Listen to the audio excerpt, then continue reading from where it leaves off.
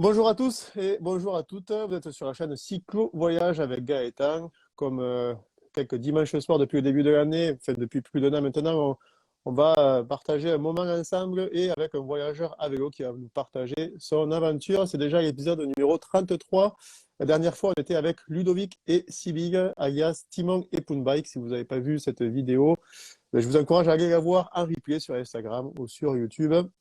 Tout au long de la vidéo, Florent va nous partager son aventure, ses conseils. Si vous avez des questions à lui poser, n'hésitez pas à le marquer dans le fil des commentaires et on prendra un moment à la fin pour les lui poser et il y répondra avec plaisir. J'en ai déjà quelques-unes suite à la story de cette semaine, mais si vous n'en avez pas dans la vidéo, n'hésitez pas. Écoute Florent, on va commencer. La première question toute simple, je vais te laisser te présenter déjà et puis ensuite on va bien sûr parler de ce gros voyage entre la France et le Vietnam. Ouais, du coup, moi, c'est Florent, j'ai 28 ans et je travaille dans le monde de la cybersécurité. Et je suis pas un passionné de vélo, mais j'en fais quand même depuis que je suis tout petit. J'en ai jamais fait en club ou quoi que ce soit. Et il y a de ça maintenant 5 ans, j'ai fait un premier voyage qui a donné lieu à un second, puis à un troisième qui est celui dont on va parler aujourd'hui. Voilà, donc un petit peu d'expérience dans le voyage à vélo pour l'instant. D'accord. Florent, on va parler bien sûr de ce voyage entre la France et le Vietnam. Est-ce que tu peux nous en faire une présentation en termes de chiffres, quel pays tu as traversé, qu'est-ce qui te vient en tête comme ça? Après, on va rentrer plus en détail, mais d'une façon plus générale. Ouais, de manière très générale, alors je suis parti du sud de la France, de Montpellier, et à la base, j'avais pour idée de rejoindre Istanbul en Ouais, Turquie. Et du coup, j'y suis arrivé au bout de 2, 3 mois. Et après ça, j'ai décidé de continuer. Et donc, j'ai poussé, j'ai fait toute la Turquie, puis je suis allé jusqu'en Géorgie. Et de là, après, j'ai encore décidé de continuer. Donc, j'ai pris un avion pour éviter juste la partie iranienne qui est toujours un peu complexe en ce moment. ouais, Voilà. Et puis, je suis allé au final me perdre dans le sud-est de l'Asie pour terminer au Vietnam. d'accord. Donc, Après, environ, c'était 9 mois de voyage à peu près. 9 mois de voyage. Tu as une idée du nombre de pays que tu as traversé, du nombre de kilomètres que tu as parcouru? Ouais, des pays, j'ai dû en faire, je crois que c'est 15, donc 17. Ouais. Et en kilomètres, ça fait. Alors, j'ai pas tout compté parce que des fois le compteur marchait pas trop, mais on est entre 13 000 et 14 000 à Ah peu ouais, près. c'est un beau voyage du coup qui s'est étalé sur combien de mois? 9 mois. 9 mois. 9 mois. Tu l'as fait d'un seul tenant ou ça a été entrecoupé je sais pas, de retour en France, à la maison, ou t'es parti, t'es arrivé direct là-bas? Ouais, c'est ça. C'est tout d'un coup. Après, il y a eu des petites pauses par moment. Genre, je me suis arrêté 1 ou 2 semaines en Géorgie, ce genre de choses, mais voilà, pas plus de 10 jours au même endroit. D'accord. Bon, ok, ok. Florent, comment tu as tracé ton itinéraire? Est-ce que tu avais un but précis avant de partir? Tu nous as dit tout à l'heure que toi, le but au début, c'était d'arriver en Turquie. Comment tu avais planifié ton itinéraire jusque là-bas? Alors moi, je planifie rien du tout sur le long terme, c'est-à-dire que j'ai le point de départ, j'ai le point d'arrivée, Ouais, et après j'essaie de réfléchir parce qu'en fait je bivouaque dehors. Du coup, je fais une pause dans un hôtel ou une auberge de jeunesse une fois tous les 15 jours à peu ouais, près. Du coup, je fais mon tracé tous les 15 jours pour voilà, pour savoir à peu près où je vais aller. ouais. Et sinon, je sais pas à l'avance où est-ce que je vais finir, donc voilà, je vais avoir à peu près les 1000 prochains kilomètres en visu pour savoir où j'allais à peu près. Et Ouais. puis après, c'est beaucoup d'improvisation au final. Et du coup, c'est quoi qui orientait tes choix quand tu allais dans ces hôtels pour avoir une connexion et du coup planifier ton itinéraire sur les prochains jours? C'est quoi qui disait, je vais passer plutôt par tel pays, par telle région? Qu'est-ce qui orientait tes choix? Euh, je me renseignais beaucoup sur Internet. En fait, je regarde beaucoup de vlogs de voyageurs à vélo, que ce soit des Français, des Anglais, même des Ouais, Américains. Il y a beaucoup de gens qui ont fait des petits vlogs sur les voyages en Europe et tout. Donc, j'ai regardé tout ça avant. Donc, avant de partir, quand même, je savais qu'il y avait des pays qui m'attiraient plus que d'autres. ouais, Et après, je fais toujours la même chose. C'est-à-dire que je cherche sur Internet, je tape le nom du pays et je sors les touristiques ou du moins les plus jolis à voir selon Internet. Je mets tout sur une carte et ensuite j'essaye de faire un tracé qui passe par pas tous les points parce que c'est pas toujours possible, ouais, mais la plus grosse partie. Donc c'est comme ça. En fait, je me balade de point d'intérêt en point d'intérêt. d'accord. Et du coup, toi, tu nous as dit tout à l'heure que ton but au départ, c'était d'arriver en Turquie. finalement, tu as prolongé en Asie. Pourquoi? En fait, tu avais du temps du coup de reste ou c'était parce que la première partie t'a plu, tu as eu envie de continuer? Ouais, en fait, Istanbul, c'était vraiment c'était mon rêve, quoi. Je voulais faire Montpellier-Istanbul à vélo, ça me paraissait déjà énorme Ah oui, au moment de me lancer. Et au fond de ma tête, j'avais toujours mon rêve ultime, c'était d'aller en Asie centrale, dans les pays en ouais, stand, donc pour aller ouais, faire.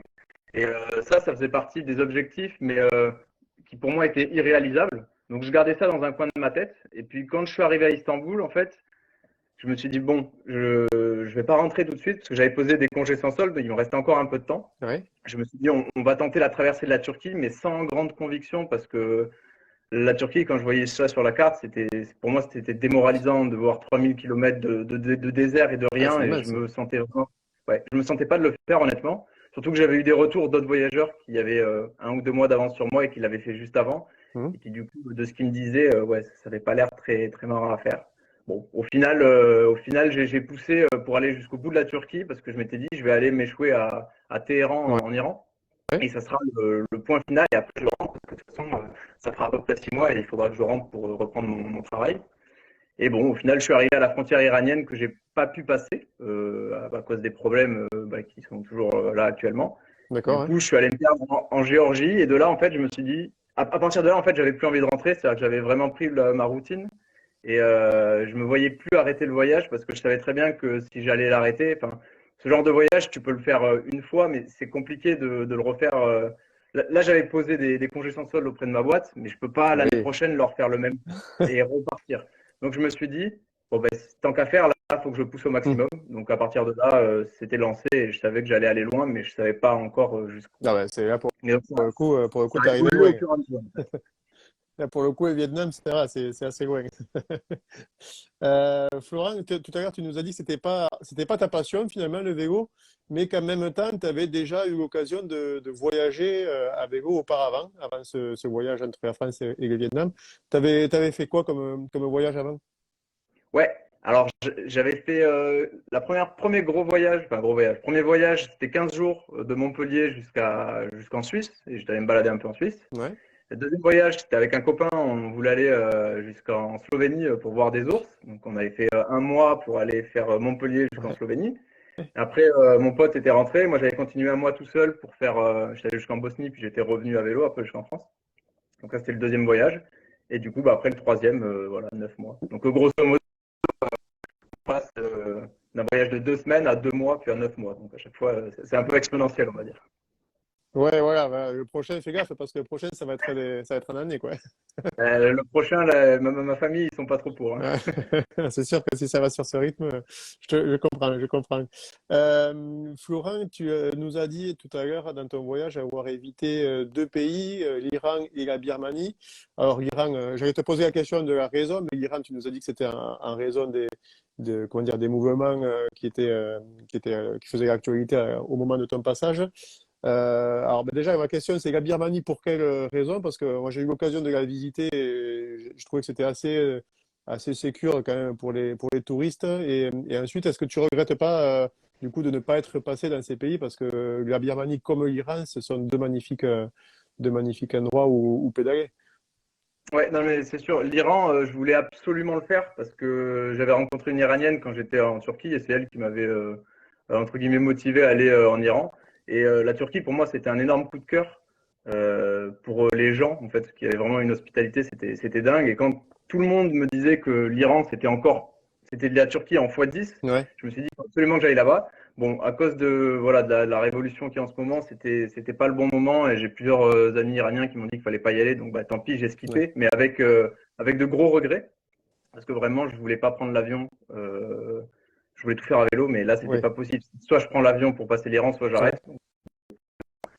Et pour la Birmanie, c'est parce qu'à l'époque, alors je sais plus, je sais pas si c'est toujours le cas, mais les frontières terrestres étaient fermées et Ah, le seul d'accord. moyen de rentrer en Birmanie c'était via un Ah, oui. avion et c'était compliqué. Alors, là encore, je sais pas si c'est toujours d'actualité, mais si tu attrapes alors c'est ça, c'était pour le Pakistan, parce qu'en fait, j'avais sauté aussi le Pakistan après l'Iran, mais le Pakistan, par exemple, je pouvais pas y aller parce qu'avoir un visa pakistanais un tampon pakistanais sur son passeport, Ça te bloquait c'est pour gage ensuite. de, voilà, c'est gage de problème pour rentrer en Inde et au Népal, et je voulais absolument Ouais. aller au Népal.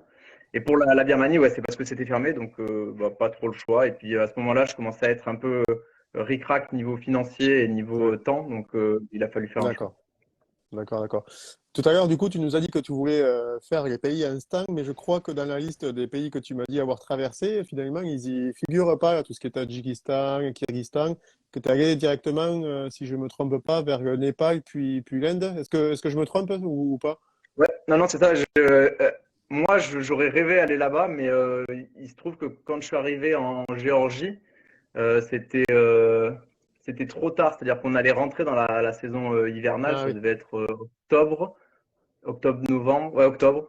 Et c'était pas le bon moment pour rentrer dans la Pamir parce qu'en fait, la Pamir Highway, c'est des hmm, plateaux qui minent à 3000-4000 mètres d'altitude. Et quand il se met à neiger, après, tu peux plus. ouais, Même en voiture, ils y vont pas. Donc en vélo, c'est impossible. Et je suivais un couple qui voyage à vélo, Tommy et Roxy, enfin, ceux qui suivent, eux étaient dans la Pamir Highway déjà. Et eux, ouais. justement, ils allaient s'arrêter parce qu'il commençait à neiger trop et ça allait être impossible de continuer. Donc je me suis dit, c'est pas le bon timing. Donc peut-être pour une prochaine fois. D'accord. Bon, et du coup, tu as été au Népal, mais au Népal, c'est encore plus haut, non? Pour pédaler, Ouais, c'est ouais. pas. Du coup, c'est contradictoire, ton truc, non? Mais alors, le Népal, en fait, moi je croyais que c'était perdu dans les montagnes tout le pays, mais pas du tout. En fait, toute la partie sud du Népal, elle est au niveau de la mer, hein. En fait, toute la Ah ouais? partie sud, c'est que de la Ouais. jungle. C'est-à-dire que c'est vraiment de la jungle, comme on l'imagine, avec des tigres, des éléphants, ce genre de choses. Tout le milieu du pays, c'est de la moyenne montagne, et puis tout le haut, c'est l'Himalaya, la chaîne de l'Himalaya. Et donc là, on part dans de la très haute montagne. Ouais. Et c'est vrai que j'avais un peu cette déception de ne pas être allé parce que j'aurais bien aimé monter des 4000 mètres et ce genre de choses. Hmm. Et du coup, quand je suis arrivé au Népal, j'étais avec un autre voyageur, Guillaume, et on s'est dit, bah vas-y, on va essayer d'aller faire quelque chose dans l'Himalaya. Et donc, on allait se faire tout un parcours, tout un trek à Ouais. vélo dans l'Himalaya qui s'appelle le Torongla Pass. Et donc, c'est un parcours de 300 km en fait, qui fait passer par un sommet qui culmine à 5400 mètres. Ouais. Donc, on a fait tout ça en vélo sur une quinzaine de jours et ça, c'était vraiment cool. Ouais, ouais, c'est vrai que c'est intéressant parce que tu vois, le Népal, enfin, tout ce qui est Himalaya, c'est très connu pour les marcheurs, pour les trekkers, mais finalement pour le vélo, pas tant que ça. Donc tu vois, ouais, que tu y aies été, enfin, en quelque sorte, ça montre que c'est faisable. Ça se passe comment niveau altitude d'ailleurs? Parce que tu as oui, des niveaux qui sont assez élevés. C'est pas gênant pour faire de l'effort physique comme le vélo, ces altitudes-là? Alors, il faut savoir que nous, quand même, on s'est pas lancé, on n'y est pas allé non plus n'importe comment. C'est-à-dire qu'on a pris un circuit. On savait que c'était faisable parce que sur Internet, si on cherche, on peut trouver voilà, il y a quelques dizaines de témoignages de gens qui l'ont fait à vélo. Donc, on savait que c'était Ouais, possible. La période commençait à être limite, c'est-à-dire qu'il fallait qu'on y aille maintenant et qu'on parte pas plus tard parce qu'après, trop de chutes de neige, il fait trop froid et c'est plus possible. ouais. Et donc on se l'est fait, donc on l'a fait en duo. Ça c'est, je recommande hein, pour aller dans l'Himalaya tout seul, c'est chaud quand même. On a croisé. Chaud à quel niveau? Niveau sécurité ou niveau. Ouais. Ouais, Niveau sécurité, en fait, être tout seul dans les montagnes, c'est vraiment pas conseillé parce que si t'arrive un truc, ouais. bah, enfin, il y a des morts, hein, littéralement. Nous, quand on s'est lancé la veille, il y a je crois que c'était un Thaïlandais qui était mort sur le Ah circuit. oui, d'accord. Voilà, un trekker. Donc, faut faire gaffe avec la haute montagne, on rigole pas trop. Donc, c'est bien de ne pas Ouais, être tout seul. Et c'est vrai que ce circuit, on l'a fait. Et du coup, comme tu disais, le mal des montagnes, en fait, c'est quelque chose, ça se prévoit ouais, ouais. pas. Chacun réagit différemment, mais passer certains paliers d'altitude, on peut être malade. Hmm. Et moi, je l'ai subi de plein fouet la veille de l'ascension Ouais, finale. C'est-à-dire que on était au dernier camp qui était à 4900 mètres d'altitude. Et donc, on avait fait une journée de fou furieux. On avait pris, je sais pas combien de dénivelé, mais en fait, à porter les vélos, parce qu'en fait, passer un cap, les pentes sont de l'ordre de 40% sur des cailloux, il y a de la neige, tu marches avec des crampons et tout. Donc, il faut porter le vélo, c'est terrible, c'est épuisant. D'ailleurs, on était les seuls vélos sur tout le circuit. On a croisé un mec à vélo juste, mais qui le faisait dans l'autre sens et il avait un vélo électrique. Donc voilà, ouais. c'est pour l'anecdote. Et du coup, on arrive à ce camp à 4900 mètres et on était fracassés. Et ben, du coup, fallait aller dormir pour se reposer pour le lendemain, pour l'ascension finale. Et moi, ce soir-là, je me souviens, ça a été terrible parce que j'ai été pris de maux de tête, Bon, de le tête, ouais. migraines, d'envie de vomir. Et j'étais dans ma chambre. C'est des En fait, c'est des petites cabanes en bois. Il n'y a pas d'isolation, il n'y a rien. C'est vraiment la nuit, il gèle, il fait des températures négatives dans la chambre. Toi, tu dors juste sur une planche en bois où ils ont mis un petit matelas. Et j'étais dans mon matelas comme ça et j'étais en train de devenir fou. J'avais des hallucinations et tout. Et j'étais bien content de pas être seul à ce moment-là parce que moi, j'étais vraiment très mal. Guillaume était un peu mieux, donc ça rassure, quoi. Et au final, c'est D'accord. passé avec la nuit. Et on a pu Ouais, faire l'ascension le lendemain. Mais très difficile. Très, d'accord. très difficile. Bon, ben, décidément, ouais, c'est aventure. C'est aventure. Juste après le Népal, Florent, t'es allé en Inde, je crois. Euh, Ouais, et là, dans ce pays, alors, j'avais vu déjà des voyageurs allemands, pour pas les citer, qui avaient traversé le pays. Alors, c'est tellement grand qu'ils étaient passés par plein de régions différentes que je soupçonnais même pas. Mais eux, je me rappelle, ils avaient eu un souci, quelque chose qui les avait frappés, enfin, qui m'avait frappé moi aussi. C'était la population, c'est-à-dire qu'ils sont extrêmement nombreux et en fait, ce à quoi ils étaient confrontés, c'est que dès qu'ils s'arrêtaient, très rapidement, il y avait un attroupement qui se formait autour d'eux. Enfin, ils étaient un peu l'attraction, entre guillemets. Et à tel point que c'était compliqué pour eux de bivouaquer parce que du coup, il y avait toujours des gens qui venaient les chercher. Est-ce que tu as vécu cette situation? ouais, t'as très bien décrit. Alors moi, l'Inde, en fait, j'étais juste avant le Népal Ouais, et j'ai pas roulé beaucoup en Inde, hein. J'ai fait à peine 800 kilomètres parce que je me suis empressé de partir au Népal. Euh, pour moi, ça s'est très mal passé dans ce pays. ah J'ai oui, eu toutes les galères possibles qui se sont enchaînées, ce qui fait que je suis sorti du pays au bout de 2 semaines. J'étais épuisé mentalement, physiquement. ouais, Donc il y a ce problème de la population où c'est très différent pour nous autres Européens attention constamment. Mais c'est pas. Quand on dit ça, souvent les gens ils se disent bon, ben, c'est pas grave, les Indiens ils viennent faire des photos avec toi et tout. C'est mm, vrai, mais quand c'est à la longue, ouais, bah ouais, c'est épuisant. Et quand tu voyages seul, en fait, euh, moi je donne cet exemple, mais quand je roulais, il n'y avait pas 2 minutes sur toute une journée où j'étais seul. Il y a tout le temps quelqu'un qui vient, qui va prendre des photos. C'est des mecs qui roulent à côté de toi en scooter. Ils font pas trop gaffe à toi, donc ils te rentrent dedans. Des fois, il faut que tu les esquives. Puis après, dès que tu t'arrêtes, c'est ouais, l'attroupement. Ça vient de partout. Donc ouais, c'est un peu usant mentalement. Faut être ouvert d'esprit. Faut essayer de rester ouvert d'esprit, mais c'est pas toujours facile. Et après, un dernier truc, c'est moi ce qui m'a été très dur pour moi, c'est la pollution. ouais. Ça m'a rendu malade. Je suis sorti de l'aéroport parce que j'étais arrivé du coup en Inde à New Delhi. Au bout d'une heure, j'étais malade et j'ai été malade jusqu'au dernier jour, voilà, à cause de Ah, la pollution, à tousser constamment, à pleurer des yeux. C'est voilà, d'accord. ça c'était Ah. difficile. La pollution de l'air, tu parles, Ouais. parce que j'imagine que l'eau aussi, ça doit être pareil, ça va être compliqué pour pas mal de Ah choses ouais, finalement. l'eau, il faut pas, hein, vraiment, il faut même. Moi, je sais que j'aime bien jouer avec le feu. En Turquie, j'ai toujours bu de l'eau sans la purifier et tout. Ça m'a valu quelques problèmes parce que j'ai été malade à 2 reprises. Ouais, En Inde, une bonne chasse du Moyen-Âge, tu peux le dire. même plus que ça. Hein, c'est allé très loin, hein. Quand Ah j'étais ouais, en Turquie, je me suis retrouvé dans un désert complètement malade, en train de vomir, à plus pouvoir bouger. ah J'ai ouais, eu peur. ah ouais. Mais en Inde, j'ai pas tenté le coup parce que, bah, on le sait, hein, ça va pas passer, hein. Et t'as eu quoi du coup comme autre galère en Inde? Parce que apparemment, tu dis que tu n'as vraiment pas apprécié ton passage là-bas. Qu'est-ce qui t'est arrivé d'autre comme galère? En fait, c'est un tout. Je suis arrivé en Inde, je me suis dit je vais rester à New Delhi quelques jours pour revisiter un peu. Ouais, Je me suis retrouvé dans un appartement, enfin un appartement, dans une chambre complètement insalubre, mais à un niveau que je pouvais même pas imaginer. ouais, Je suis pas douillet ou ce genre de choses. Je m'en fiche de la propreté, mais là c'est pas c'était possible. choquant. Donc en fait, tu sortais dehors, c'était une agression constante visuelle. Tu toussais constamment et tout. Tu rentrais dans ta chambre, c'était humide Ouais, de moisissures de partout. Il y a les blattes qui couraient sur les murs.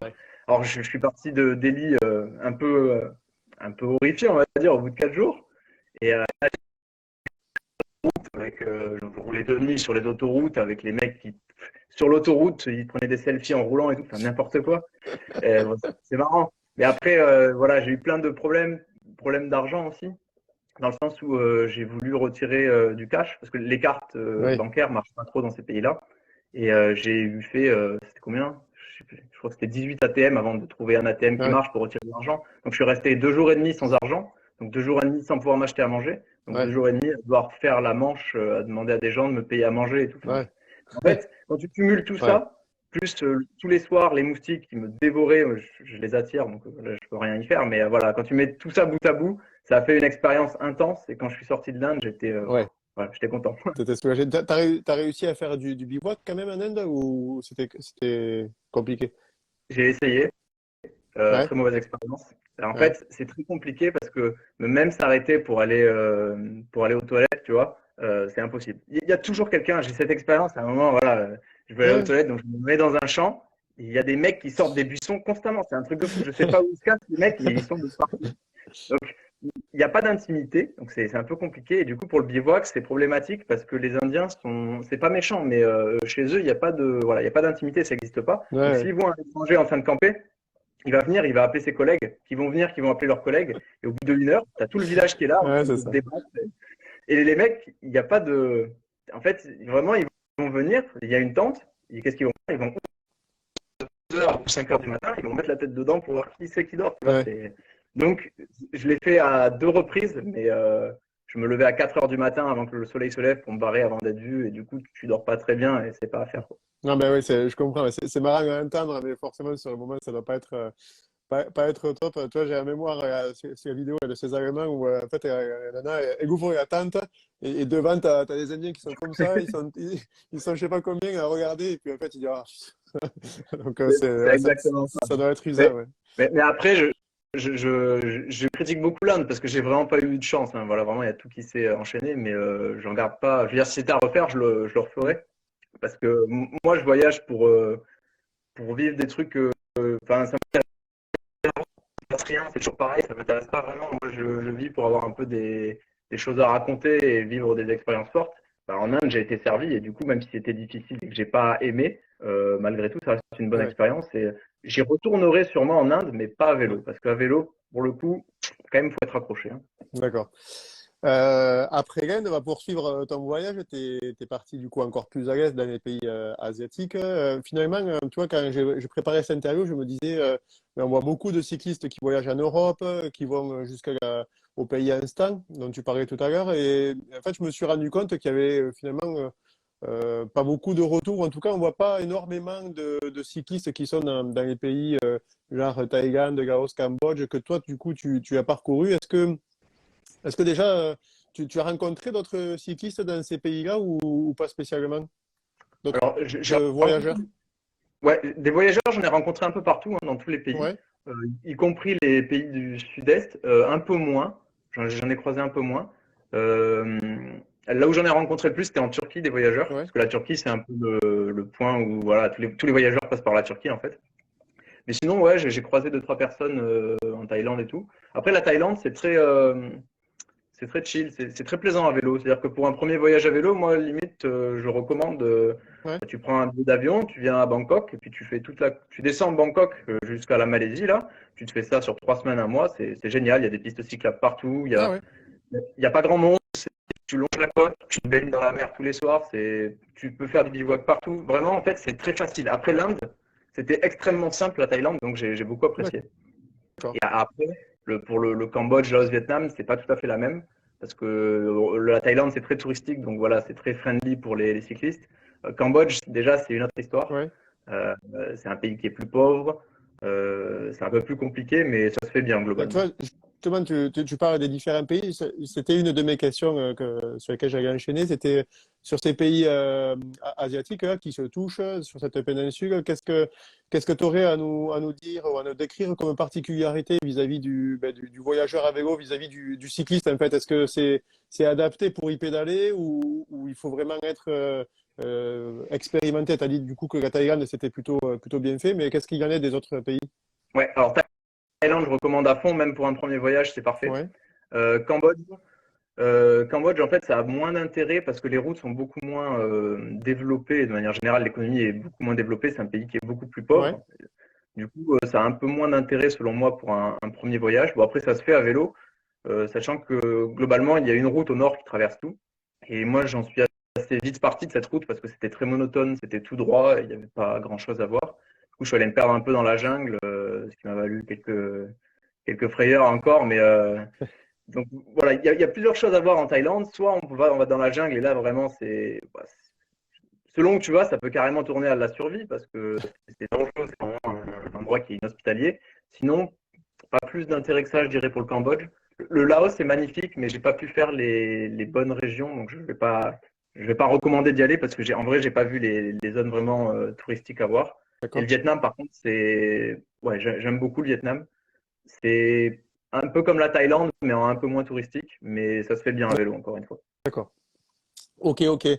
Bon, là, on a parlé un petit peu. Alors, c'est difficile de parler de tous les pays que tu as traversés. On a essayé de faire rapidement le tour. Mais là, je voulais aborder quelques sujets un petit peu plus, on va dire, pratiques, ou en tout cas différents. Tu nous as dit que tu faisais du bivouac, ce qui veut dire que tu dois cuisiner, j'imagine, le soir quand tu es avec ta tante. Qu'est-ce que tu importes comme matériel pour cuisiner? De quoi tu as Alors, besoin? ouais, j'ai un réchaud multicombustible. Mhm. Après, je suis un très mauvais cuisinier et je déteste ça. Donc, quand je peux, en fait, ce que je faisais, tant que j'étais en Europe, je cuisinais un peu. Voilà, je me faisais des pâtes, ce genre de choses. Et Ouais, après, dès que je suis arrivé en Turquie, en fait, le coût de la vie s'effondre. Et en fait, tu te rends compte que pour 3 euros, bah, tu as deux repas. Donc, en fait, tu vas pas t'embêter à faire des pâtes et ça va pas être bon alors que tu peux avoir un super truc. ouais. Du coup, en fait, le midi, ce que je faisais, c'est que j'allais dans un restaurant, je demandais deux portions, j'en mangeais une et je mettais une dans mon Tupperware. Pour Et la le deuxième soir, fois. Ouais. je mangeais ça. Voilà. D'accord. Bah, Mais ouais, ouais, vas-y. vas-y, non, vas-y. Alors, du coup, je disais, j'avais quand même un réchaud, mais à partir de la Turquie, je l'ai quasiment plus jamais utilisé. Et pour te dire, à partir de la Géorgie, j'ai jamais rechargé ma bouteille de combustible, donc je l'ai vraiment jamais utilisé sur la deuxième partie du voyage. D'accord. Ouais, mais j'imagine, oui, quand tu trouves des trucs pas chers, autant en profiter. Mais bon, tu vois, du coup, ça ne me va pas comme réponse, c'est parce que je m'étais doté de te demander du coup une recette quoi, de voyageur à vélo au concours. Qu'est-ce que tu peux qu'est-ce que tu peux nous cuisiner si on vient pédaler avec toi au concours? Ah non, mais faut pas espérer manger si vous venez avec moi. Moi, je cherche des cuisiniers pour m'accompagner, mais pas l'inverse, hein. Ah, mais c'est pas bon ça, c'est pas bon. Ça me va pas ça. Je suis un très mauvais cuisinier et j'aime pas ça en plus. Bon, c'est pas grave, on t'en tiendra pas rigueur. Euh, Toi, je me suis noté tout à l'heure quand tu t'es présenté que tu travaillais dans le milieu de la cybersécurité. Est-ce que tu as des conseils du coup à nous donner par rapport à cette façon de nous protéger un petit peu à l'étranger? Je sais pas, par exemple, face à des piratages de téléphones ou de cartes de crédit. Je crois qu'en Inde, tout ça, il y en a plusieurs qui se font, il y en a pas mal qui se font un peu pirater leur carte de crédit quand ils vont au distributeur. Déjà, est-ce que ça a été arrivé? Et puis, qu'est-ce que tu peux nous conseiller pour qu'on soit un peu plus, pas invulnérable, mais qu'on se sente plus sécure? Ouais, alors moi j'ai pas eu de problème de vol d'argent ou de phishing ou de quoi que ce soit avec les cartes. Je sais que c'est un vrai problème en Inde, il faut faire Ouais. gaffe. C'est des faux appareils qui rentrent pas les cartes, ce genre de conneries. Moi après, globalement, je me baladais avec un ordinateur. L'ordinateur il est chiffré comme ça, même si on le vole, bah, le mec pourra rien récupérer. Et après, sinon, ce que je conseille de manière générale, c'est d'avoir quand même deux cartes de crédit dans deux banques différentes quand vous voyagez. Parce que si vous Ouais. en faites piquer, vous allez vous allez avoir l'air con parce que vous pourrez plus rien faire. Et encore une fois, les cartes de crédit, passé un certain temps, après, ça sert plus qu'à retirer du cash parce qu'en fait, personne ne les Ouais. acceptera. Sinon, j'ai pas grand chose à dire. La seule mésaventure qui m'était arrivée, c'est que je m'étais fait voler une fois en Thaïlande, mais on m'a volé le passeport, mais pas c'était pas Ah, des cartes bancaires, mais on m'a quand même chouré le passeport. Donc, merde ça. faut bien faire gaffe. Voilà. C'était dans une auberge de jeunesse en fait, et j'ai fait l'erreur. C'était finale de la Coupe du Monde, Ouais. donc j'étais allé la voir et j'avais laissé mon passeport parce que je m'étais dit non mais là ce soir si je prends mon passeport, 100% je vais me le faire pickpocket, ça va être le bordel. Du coup je vais le laisser dans l'auberge de jeunesse. Ben voilà, je me suis fait niquer. Ah, Ils l'ont volé dans l'auberge de jeunesse. bah, du coup, pas trop galère. J'imagine tu vas au consulat, à l'ambassade, et c'est pas trop galère pour en refaire une. Alors, c'est 100 euros. À ce moment-là, déjà, moi, j'étais très ric-rac niveau argent. Donc, quand je dis ric-rac, il me restait 600 euros pour finir tout le voyage. Et là, je me prends un 100 euros de frais supplémentaires qui tombent de nulle part. Donc, j'étais vraiment pas Ouais. Là, content. pour le Et coup, c'est indispensable. voilà, c'est indispensable. Et après, c'est plus le temps qui est pénible parce qu'il disait que c'était entre 3 semaines et un Ah ouais. mois pour le faire livrer. Donc, bah, c'est pour ça que je me suis baladé dans Thaïlande. Je suis allé presque jusqu'à la Malaisie avant de remonter en train. D'accord. Juste pour attendre que mon passeport soit prêt et que je puisse partir. Ah ouais. Bon. Et du coup, quand tu es comme ça en voyage au long cours, pour traverser les frontières, tu as besoin, selon les pays, de demander des visas. Tu t'y prends comment? Tu t'y prends longtemps à l'avance ou tu t'y prends quand tu es à proximité de la prochaine frontière? Tu faisais comment? Il faut se rendre où pour demander un visa? Est-ce que tu peux nous dire? Ouais, alors moi je faisais un peu n'importe comment, enfin je me renseignais pas, c'est-à-dire que comme je savais pas où j'allais aller après ce pays-là, à chaque fois c'était un peu de l'improvisation, mais dès que je savais, bah, je cherchais sur Internet, Ouais, tu vas sur le site Diplomatie Gouv, ils expliquent tout. Et puis après, en fonction des pays, des fois si tu peux faire des visas, des e-visas, tout se ouais. fait en ligne, bah, dans ce cas c'est parfait. Et des fois c'est un peu plus compliqué, comme pour l'Iran, parce qu'il faut passer par des agences qui vont faire le e-visa. Il faut que tu ailles dans une ville bien spécifique en Turquie Ouais, pour aller ouais. récupérer le visa, le faire tamponner. Puis il faut payer dans la devise du pays. Donc il faut trouver une banque qui te fasse retirer de l'argent iranien alors que tu es en Turquie. Bon, des fois c'est un peu compliqué. Mais globalement, moi j'aime pas, je déteste tout ce qui est administratif. Mais bizarrement, ça s'est bien passé. C'est-à-dire qu'il faut être patient, il faut être calme. Hmm. Il faut savoir que tu vas te faire arnaquer. C'est comme ça. Hein, dans certains pays, ça marche comme ça. Donc voilà, faut rester ouvert d'esprit et savoir que tu vas te faire arnaquer. Il faut essayer de limiter la casse un peu Ouais. juste. Et puis voilà, pas s'énerver et prendre son temps Hmm. parce que ça va être long par contre. Ouais, je sais plus quel voyageur je suis et qui disait qui était en Afrique notamment et en fait lui ce qu'il faisait c'était il disait les arnaques souvent c'est quand ils voient que tu es pressé en fait que tu veux le truc de suite Ouais.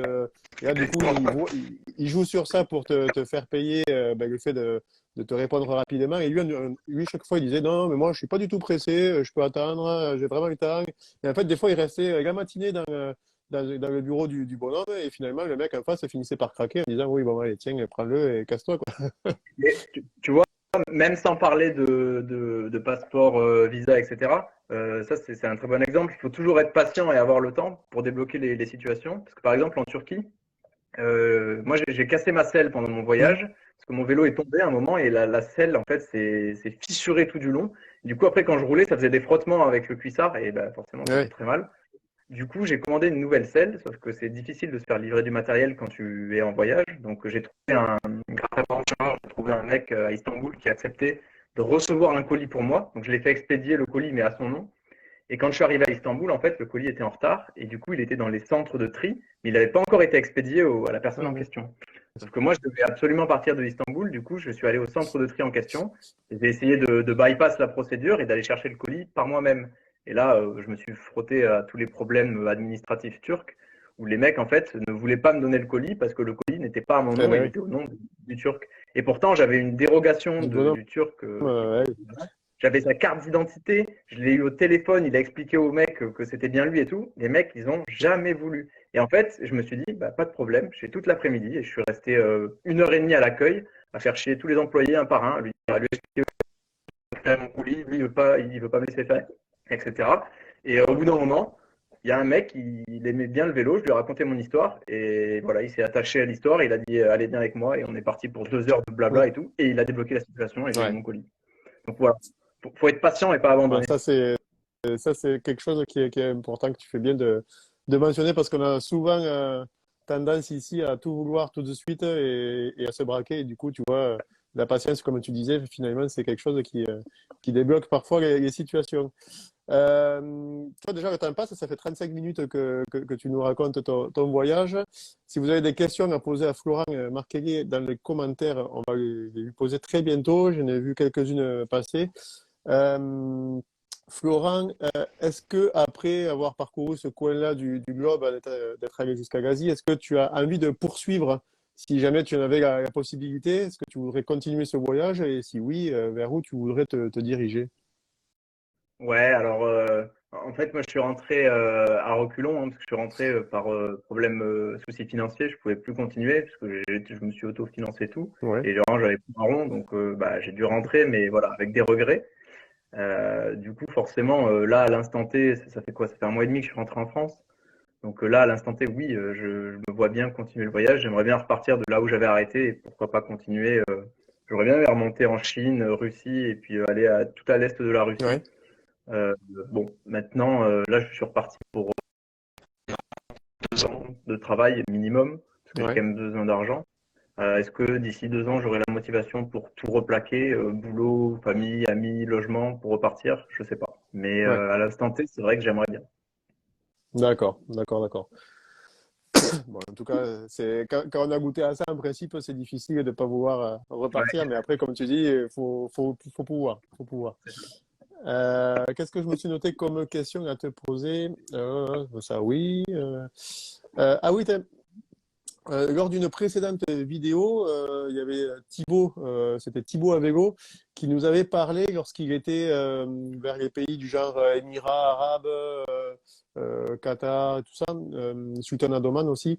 Il avait trouvé des groupes WhatsApp de voyageurs qui étaient dans la même région que lui. Est-ce que ça existe pour les régions que tu as traversées? Est-ce que tu connaissais déjà? Est-ce que tu as utilisé, et même pour les pays asiatiques? Ouais, alors il y a plein de groupes WhatsApp qui existent. Je l'ai appris que très tard, quand j'ai rencontré d'autres voyageurs et qui m'ont dit, mais t'es pas sur le groupe? Je fais quoi, quel groupe? Et visiblement, c'est un truc que tout le monde connaît là-bas. Donc il y a des, ça Explique-nous marche par. explique-nous ce que c'est, parce que comment on trouve ces groupes WhatsApp et comment ça marche? Ouais, alors pour les trouver, pour moi, c'était bouche à oreille, c'est-à-dire via Ouais, d'autres voyageurs.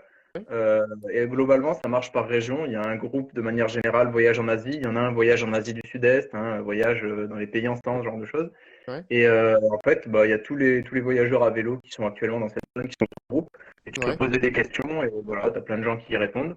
Alors, au final, je m'en suis très peu servi parce que ça fait beaucoup de notifications. C'est WhatsApp, ça envoie plein de messages. C'est pas forcément facile C'est filtré, de ouais, suivre tout ça.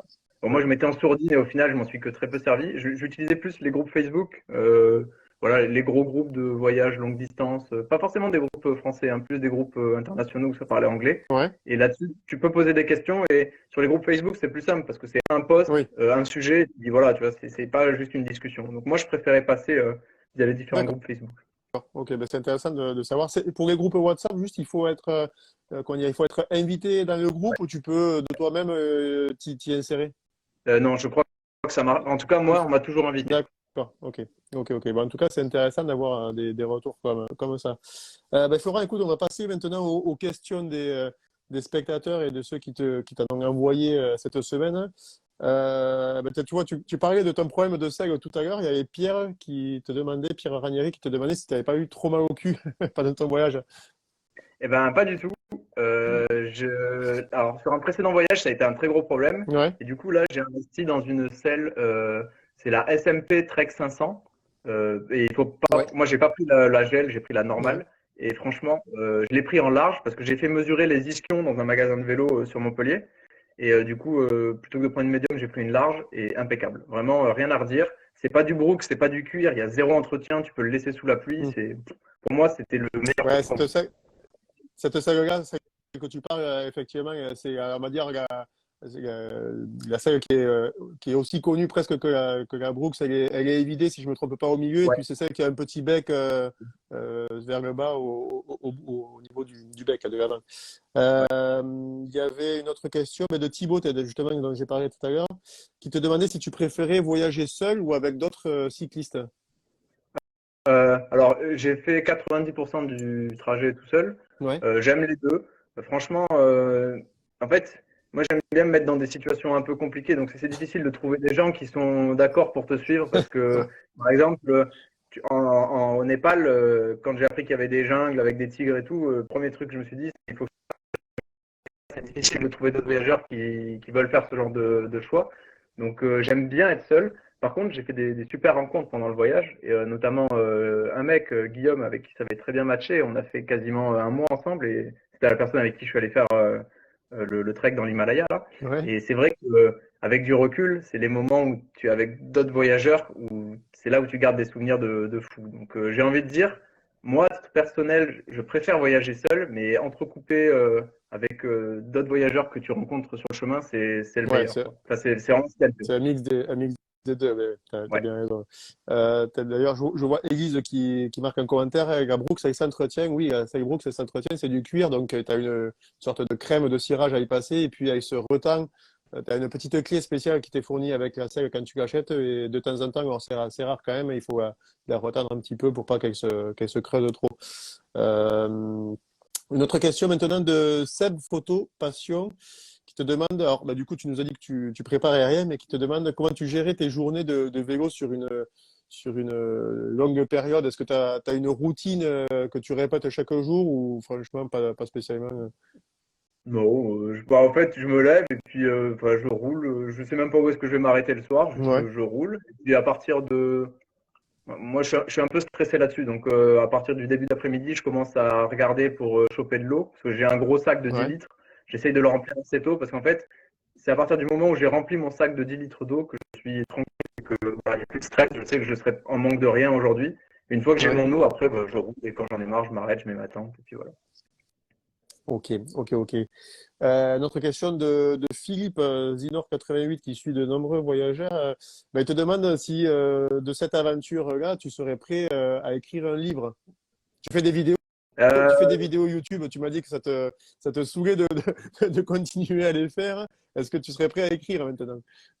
Ouais, ouais, en fait, j'y ai déjà réfléchi. En fait, pendant tout le voyage, j'ai tenu un carnet, alors pas écrit via un dictaphone, Ouais, et j'ai enregistré toutes mes journées. Tous les jours, je parlais entre 10 et 30 minutes pour raconter tout ce que je faisais, les personnes que je rencontrais, etc. ouais. Donc, tout est là. Les photos, elles sont là. Maintenant, j'ai déjà réfléchi. Ça fait partie des choses que j'aimerais faire, mais bon, est-ce que j'aurai la motivation pour? On verra. Ah, mais oui. Si t'as toute la matière pour le faire, faut pas hésiter. Faut pas hésiter. Élise encore qui te pose une question. Est-ce que tu as utilisé une application pour t'orienter? Ouais, alors j'utilisais Komoot pour faire le Ouais, tracé, parce que l'interface web, pour le coup, elle est vraiment, enfin, moi j'aime bien, je trouve que ça se fait ouais, bien. Donc je faisais mon tracé sur Komoot et après, la journée, je l'utilisais pas, hein. C'est-à-dire que je regardais juste de temps en temps si j'étais sur la bonne route et puis voilà. Mais sinon, pas plus que ça. d'accord. Sachant qu'au début, j'utilisais un peu Google Maps, mais après Google Maps, tu peux plus lui Ouais. faire confiance pour les tracés vélo dès que tu pars un peu trop loin. Donc bon, je suis passé à Komoot après. Ouais, Google Maps, ouais. C'est pas le mieux, on va dire, hein. Qu'est-ce qu'on a comme question? Alors, je déroule un peu le fil des commentaires. Timon et Pumba, ben justement, tu as Ludovic et Sybille qui étaient là à ta place il y a quelques semaines. Comment as-tu préparé tes étapes avec beaucoup de dénivelé, notamment durant ton séjour au Népal? Alors moi, je gère pas, comme je réfléchis pas au jour le jour, je fais mon tracé pour les 1000 prochains kilomètres. Ouais, Et après, advienne que pourra, quoi. Si je suis fatigué au bout de 30 kilomètres, je m'arrête. Donc vraiment, je gère pas le dénivelé. Je regarde pas combien il y a de dénivelé à faire dans la ouais, journée. J'ai pas du tout les yeux rivés sur les kilomètres roulés, les statistiques et tout ça. Donc juste je roule et quand j'en ai marre, je m'arrête. Après, pour le Népal, c'était un peu différent parce que c'est un parcours où on n'avait pas la tente parce que tu peux pas partir avec un vélo trop chargé. ouais. On dormait dans des tea house en fait. Du coup, forcément, on savait où on allait s'arrêter à l'avance. Donc là, c'est le seul moment où on savait qu'on allait rouler, par exemple, 25 km ou 15 bornes. D'accord. Mais sinon, pas de préparation en amont. Ok, Florent. Élise te demandait si tu avais des revenus pendant ton voyage, genre du chômage ou alors peut-être que tu travaillais à distance, je sais pas. Est-ce que tu as... Non, Non? non, j'ai économisé avant de partir et après, je tapais dans les économies. D'accord. Alors, du coup, alors si c'est pas un sujet tabou, combien ça coûte un voyage de 9 mois comme ça pour aller de la France au Vietnam? Alors, moi, je voyage avec une c'est que je ne veux pas regarder les comptes. C'est-à-dire que quand je suis parti, comme je comptais m'arrêter à Istanbul, je savais que j'étais très largement, j'aurais aucun problème d'argent. Donc, de regarder, vraiment, je regarde jamais les prix. C'est-à-dire que j'ai été avec d'autres voyageurs qui, eux, étaient un peu ric-rac sur le Ouais, portefeuille. Et quand on allait faire les courses, par exemple, voilà, ils prenaient les pâtes, ils comparaient et tout. Moi, rien à faire. Si je préfère le paquet bleu au paquet rouge, je prends le paquet bleu. Je regarde pas les prix. Donc, j'ai voyagé comme ça jusqu'à milieu de Turquie. Et à partir de là, je me suis dit, ah, mais peut-être qu'en fait, je vais pouvoir aller plus loin. Et à partir de là, du coup, il y a eu un changement. ouais, Et là, je me suis mis à regarder les prix, à faire attention, à me dire, ah, 10 euros pour une nuit, c'est un peu cher parce que le voisin, il fait 5 euros. Et j'aime pas voyager comme ça parce que ça occupe l'esprit. J'aime pas penser à ce genre de choses. Donc, grosso modo, alors, je pourrais même pas dire combien j'ai dépensé parce que je regarde jamais mon compte en banque, en fait. Il y a un moment, ouais. j'ai reçu un mail pour me dire, il reste 2000 euros sur le compte. Et puis à la fin, j'ai reçu un mail, à la toute fin, j'ai reçu un mail pour me dire, il me reste 50 euros sur le compte. Bon, voilà, fallait rentrer, quoi. Du coup, Mais grosso modo, ouais. je pourrais même pas te dire, en fait, parce que j'ai tout dépensé sans regarder, en fait. T'as pas une ordre d'idée du montant, enfin du montant non, bon. Je peux te dire pour l'achat en amont, parce que l'achat en amont, j'ai tout Ah noté, oui, j'ai fait un Excel, en fait, mais pour pas, l'achat de tous les trucs. Donc ça c'est un gros coup en fait, on se rend Ah pas oui, compte, oui. mais moi, par exemple, je voyageais avec un Mhm. TX400 que j'ai tout équipé avec des sacoches short sleeve et tout. Donc tu mets tout ça bout à bout, tu te retrouves avec un vélo. J'avais mis parce qu'il y a une dynamo dans la roue avant du TX400. Ouais. J'ai fait rajouter une batterie tampon dans le cadre pour, enfin pas dans le cadre, je sais Oui, pas comment oui, ça sur le pour central. Ouais. pouvoir avoir Mhm. une sortie USB-C et recharger. Bref, tout ça, je me retrouve avec un vélo qui monte facilement avec toutes les sacoches. On doit être à 3000 balles. Ouais, bah ouais. Euh, et après, en fait, il y avait tout le matériel électronique. Donc, pareil, électronique, j'ai acheté un PC, un drone, une GoPro. Donc là, tu fais décoller le compteur. À la fin, je me retrouve avec 10 000 € de matos. Tu vois, le vélo avec tout ce qu'il y a dedans, Ouais. c'est 10 000 balles. Ouais, oui, c'est sûr que ça monte vite. Bon, ok pour la réponse. Élise encore. Ah, bah, c'est la dernière question que j'ai en stock. Donc, si vous en avez une à poser, c'est maintenant ou jamais. Elle te demande si tu as croisé des femmes en vélo qui voyageaient seules. Seul. Ou alors, est-ce que Euh, tu en as croisé qui étaient sur ton temps? ouais, Ouais, j'ai croisé des femmes à vélo.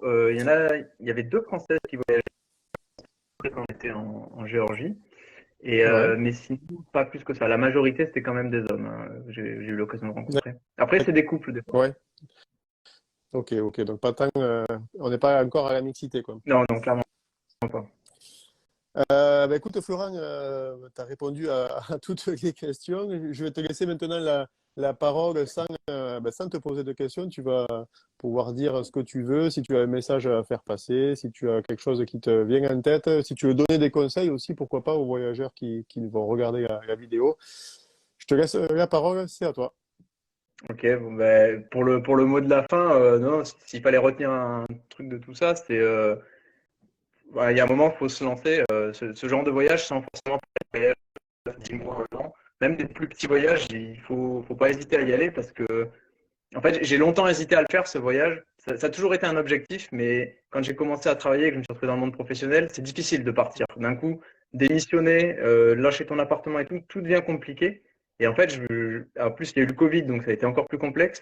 Et j'ai failli pas le faire, parce qu'au moment où je suis parti, honnêtement, au début, j'avais plus envie de le faire, ce voyage. Parce qu'il traînait depuis 3 ans, et au moment où je suis parti, je me suis dit, putain, j'ai pas envie d'y être à ce moment-là. Bon, au final, je suis très content d'être parti. Donc, s'il y a un truc à retenir, c'est il y a un moment, faut prendre des risques et il faut y aller parce que si tu le fais pas, c'est sûr et certain que tu le regretteras plus tard. Alors que si tu te lances et que tu regrettes à l'instant T, tu peux toujours arrêter. Mais voilà. Moi, si j'ai un truc à dire, c'est faut y aller, même pour un petit voyage d'une semaine ou deux. Faut pas hésiter, faut se lancer et on verra bien si ça passe ou pas. Bah, écoute, tu as bien raison, il faut se lancer, comme tu dis, il faut se lancer. Florent, comment on te suit? Où est-ce qu'on retrouve tes vidéos? Et puis surtout, est-ce que tu vas continuer à publier tes vidéos YouTube? Alors là, il n'y a plus de suivi. Enfin, vous pouvez vous abonner sur Instagram, mais je poste plus rien. Je m'éloigne un peu des réseaux sociaux pour l'instant. Ouais. Après, voilà, si vous voulez suivre, vous pouvez aller faire un tour sur la chaîne YouTube. C'est le même pseudo, c'est Flo underscore Madem. Il y a des vidéos, j'ai dû en faire une douzaine. Il y en a d'autres qui arriveront. Alors peut-être pas ce Ouais, mois-ci, mais je ouais. reprendrai les vidéos, mais quand j'aurai la motivation pour. Donc voilà, si D'accord. vous voulez jeter un coup d'œil, vous pouvez y aller. Oui, oui, je vous encourage à les voir, elles sont assez sympas. Je crois que tu t'arrêtes vers la Macédoine, je crois, ou la Grèce, vers ce secteur-là, je crois, c'est ça? Ouais, la dernière, je sais même plus, ça doit être le Monténégro et Ouais, l'Albanie, un truc comme ça. ouais, ouais, c'est dans ce coin, ouais, c'est dans ce coin. Bah, écoute, en tout cas, bravo pour ton voyage. Merci pour cette petite heure, du coup, passée avec nous, à nous partager tes anecdotes, tes conseils. C'était vraiment très sympa. Je remercie aussi toutes les personnes qui ont regardé, qui ont participé à cette vidéo. Si vous avez pris le train en marche, vous pouvez regarder la vidéo en replay juste après sur Instagram et sur YouTube. Alors, mais pas demain, exceptionnellement, ça sera plutôt en fin de semaine parce que du coup, c'est moi qui pars un peu en vélo à Madrid pendant les 3 prochains jours. Donc, voilà, j'aurai pas le temps de faire ça. En tout cas, merci à tous pour votre fidélité. Merci à toi, Florent, et puis à très bientôt. Je vous souhaite à tous une bonne soirée. Merci Gaëtan, merci tout le monde. Merci à vous. Bonne soirée. Ciao, ciao. Ciao.